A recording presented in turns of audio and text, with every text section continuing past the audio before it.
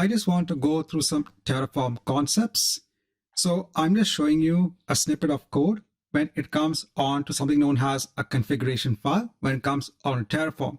So obviously in this series, we are going to look at multiple examples on how we can deploy resources on the Azure platform using Terraform itself. Here, I just want to go through some quick concepts when it comes to Terraform itself. So first of all, you define your code in a Terraform configuration file. This actually tells Terraform how to manage your infrastructure. So all of this code, which is actually quite easy to understand, it's not actually complex in nature. It's kind of human readable. You actually understand what the script is actually trying to do. So all of this is defined within a Terraform configuration file. And within the file itself, you basically have blocks of code. This is used to represent the configuration of an object. For example, here we have a resource block. The resource block is used to represent the infrastructure that you want to deploy. So the resource block will contain the resource type. So here the resource type is Azure RM _ resource _ group.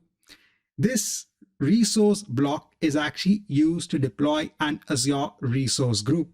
And then we have the name that is assigned onto the resource block. The resource type along with the name actually becomes the resource identifier in the form of resource _ type dot resource _ name. Now here the name and the location are actually arguments onto the resource block. This actually ensures that the right property values are in place when defining a resource. And as we go more, I said, into deploying resources on the Azure platform, you'll actually have a better understanding on arguments that are actually mentioned within a resource block. These arguments will actually differ depending upon the type of resource that needs to be created.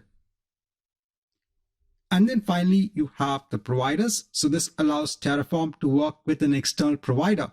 For example, if you want to work with Microsoft Azure, then use the Azure provider. If you want to work with Amazon Web Services, then use a provider for Amazon Web Services accordingly. So I just want to go through some key concepts. Obviously, as we go along, as we go into the configuration files, we'll have a better understanding on how to use Terraform itself.